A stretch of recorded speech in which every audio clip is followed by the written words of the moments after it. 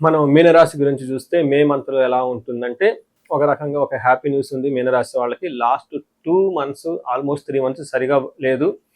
చెప్పడానికి నాకు కూడా కొంచెం బాధ అనిపించింది. ఎందుకంటే వీళ్ళు ఏలినాటి శనితో ఆల్రెడీ చాలా బాధపడుతూ ఉన్నారు తీవ్రంగా.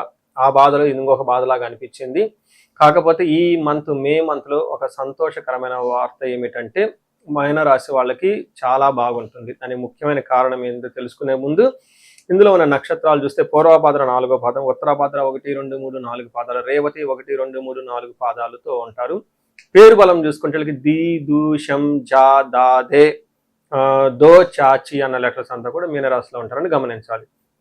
మనం ముందుగా చెప్పుకునే విధంగా 4 గ్రహాలు మారటంతో లఘు గోచారము, సూక్ష్మ గోచారం అన్న ఒక కాన్సెప్ట్తో మహర్షులు ఇచ్చిన దీని ప్రకారం చూస్తే వీళ్ళకి ఫస్ట్ 15 days కొంచెం ధనం విషయంలో ఖర్చు అయిపోతూ ఉంటుంది. కానీ తర్వాత 15th తర్వాత వీళ్ళకి లక్ష్మీ యోగం పడుతుంది. ఎందుకంటే సూర్యుడు 3వ స్థానంలో ఉండటంతో లక్ష్మి ఐశ్వర్యం వచ్చే అవకాశం ఉంటుంది.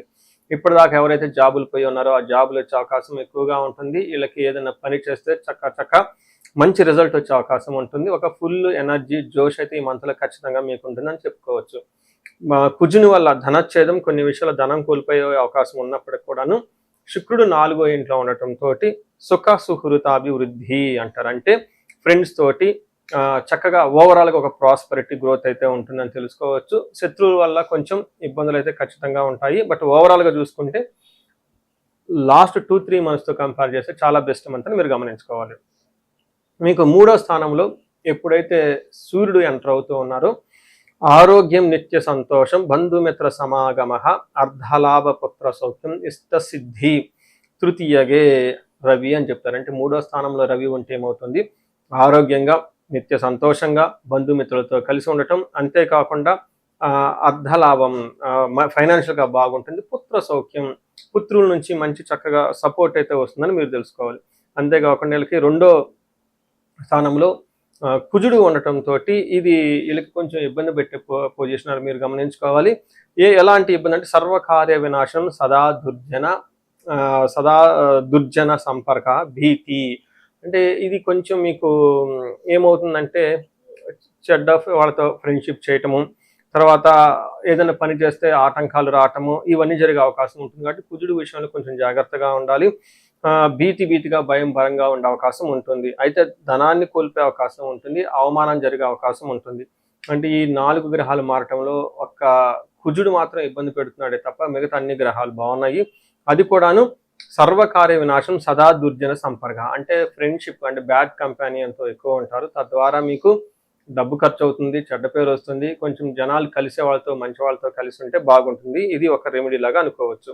అయితే 4వ స్థానంలో శుక్రుడు ఉండటంతో చాలా చక్కగా కలిసి వస్తుందని చెప్పుకోవచ్చు.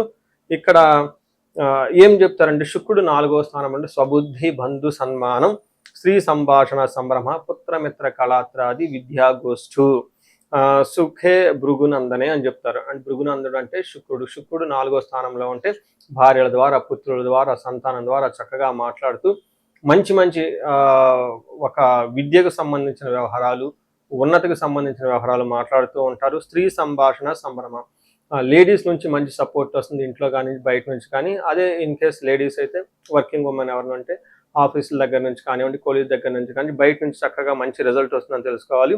స్వబుద్ధి, బంధు సన్మానం, మా ఇంట్యూషన్ చాలా స్ట్రాంగ్గా ఉంటుంది. బంధువుల నుంచి మంచి సన్మానం అంతా వస్తుందని చెప్పుకోవచ్చు. అంతేకాకుండా ధనం సంపాదించుకుంటారు. అఫీషియల్ మ్యాటర్స్లో కూడా చాలా చక్కగా ఉంటారని చెప్పుకోవచ్చు. ఒక విషయం చెప్పుకుంటే మీకు కొంచెం చెడు సమాసాలు కలిగి ఇబ్బందులు పడతారే తప్ప మిగతా అన్ని విషయాల్లో బాగుంటుంది. పర్టికులర్గా ప్రమోషన్ మ్యాటర్స్, ఉద్యోగ రీత్యా కెరియర్లో చాలా బాగుంటుందని గమనించుకోవాలి. ఇందులో మనకి నక్షత్ర ప్రకారం చూసుకుంటే పూర్వభాద్ర, ఉత్తరాభాద్ర, రేవతి నక్షత్రాలు 3 నక్షత్రాలు ఉంటాయి. మనకి మహర్షులు అంగగోచారం అన్న ఒక కాన్సెప్ట్ చూస్తే ఈ కాన్సెప్ట్లో ఏ నక్షత్రం వాళ్ళకి ఎలా ఉందో కూడా మనం తెలుసుకోవచ్చు. ఇందులో భాగంగా పూర్వభాద్ర వాళ్ళకి ఐశ్వర్యవంతంగా ఉంటుంది, జయప్రదంగా ఉంటుంది, ధనలాభం చక్కగా ఉంటుంది. అయితే వీళ్ళకి బంధనము, కలహము చూపిస్తుందంటే మీకు కుజుని వల్ల గొడవలయ్యే అవకాశం ఎక్కువగా ఉంటుంది. అది ముందుగా చెప్పుకున్నాము, పర్టికులర్గా ధనం విషయంలో కానీ. అయితే తద్వారా వీళ్ళకి బంధించబడినటువంటి పరిస్థితులు ఉంటుంది. అంటే కన్ఫ్యూజ్డ్ అనే ఒక పరిస్థితిలో ఉంటారు. ఒక మంచి ఆఫర్ వస్తుంది, తీసుకుందామా వద్దా, లేదంటే ఎన్ఆర్ఐలు అయితే అక్కడ ఇండియాకి వచ్చేద్దామా, లేదంటే అబ్రాడ్లో సెటిల్ అయితే బాగుంటుందా, లేదంటే బిజినెస్ చేస్తే బాగుంటుంది, ఇలా కన్ఫ్యూజన్లు ఎవరైనా ఉంటే ఒకసారి మీ ఓన్ హారోస్కోప్ చెక్ చేసుకుంటే అందులో మీది ఏదో స్ట్రెంత్ తెలిస్తే దాని ప్రకారం డెసిషన్ తీసుకుంటే బాగుంటుంది. ఉత్తరాభాద్ర నక్షత్రం వాళ్ళకి ఐశ్వర్యప్రదంగా ఉంటుంది, చక్కగా ధనలాభం బాగా చూపిస్తుంది, విశేషమైన ధనలాభం ఉంది. వీళ్ళకి కలహము, గొడవలయ్యే అవకాశం ఎక్కువ ఉంటుంది. దీంతో పాటు బంధించబడినటువంటి పరిస్థితి కూడా ఉంటుంది. అలానే రేవతి నక్షత్రం వాళ్ళకి ఐశ్వర్యప్రదంగా ఉంటుంది, సంపదలు బాగుంటుంది, ధనలాభం బాగుంటుంది, అన్ని ఏ ప్రకారంగా చూసుకున్నా బాగుంటుంది. కాబట్టి రేవతి నక్షత్రం వాళ్ళకి మరణ తుల్యం అంటారు. అంటే ఇప్పటిదాకా ఏదన్నా ఒక వ్యవహారం జరిగిపోతూ ఉంటే దాని తర్వాత కట్ ఆగిపోయే అవకాశం ఉంటుంది. కార్పొరేట్లో పనిచేసే వాళ్ళతో మీకు ఒక మిషన్ ఆబ్జెక్టివ్స్ అయ్యో ఉంటాయి, అవి బిజినెస్లో ఉన్న వాళ్ళు అవి ముందుకు వెళ్లకుండా అర్ధాంతరంగా ఆగిపోయే అవకాశం ఉంటుంది. సో వీటికి ఏది జరిగినా కానీ ఈ టైంలో మీకు కలిసి వచ్చే టైంలో చెడు ఆటోమేటిక్గా పోతుంది, వినాశం వచ్చేటప్పుడు చెడు ఆటోమేటిక్గా వస్తున్నట్లు మీరు ఆల్రెడీ డీప్ క్రైసిస్లో ఉన్నారు. కాబట్టి ఈ రాశి వాళ్ళు ఏ చేంజ్ వచ్చినా కానీ మీకు అనుకూలంగా ఉండబోతుంది ఫ్యూచర్లోని గమనించుకొని చక్కగా ఉండాలి. అయితే ఈ రాశి వాళ్ళకి కొంచెం జాగ్రత్తగా ఉండాలి. రేవతి నక్షత్రం వాళ్ళకి స్త్రీ నాశనం, ఇంట్లో ఉన్న స్త్రీలకు కొంచెం హెల్త్ ప్రాబ్లం వచ్చేసి ఇబ్బంది పడే అవకాశం ఉంటుంది. పూర్వభాద్ర నక్షత్రం వాళ్ళకి బుద్ధి నాశనం, రాంగ్ డిసిషన్ తీసుకుంటారు, రాంగ్గా డైరెక్షన్స్ పడుతూ ఉంటారు. ఉత్తరాభాద్ర రేవతి నక్షత్రం వాళ్ళు కొంచెం స్లోగా ఉంటుంది లైఫ్లో ఏలినాటి శని యొక్క ప్రభావంతో మీరు గమనించుకోవచ్చు. ఈ రాశి వాళ్ళు చాలామంది ఏలినాటి శని ప్రభావంతో ఇబ్బందులు పడుతూ ఉన్నారు. దానికి స్పెసిఫిక్గా ఇండివిజువల్ జాతకం చూపించుకొని ఏమైనా దోషాలు శాపాలు ఉన్నాయో తెలుసుకుంటే బాగుంటుంది.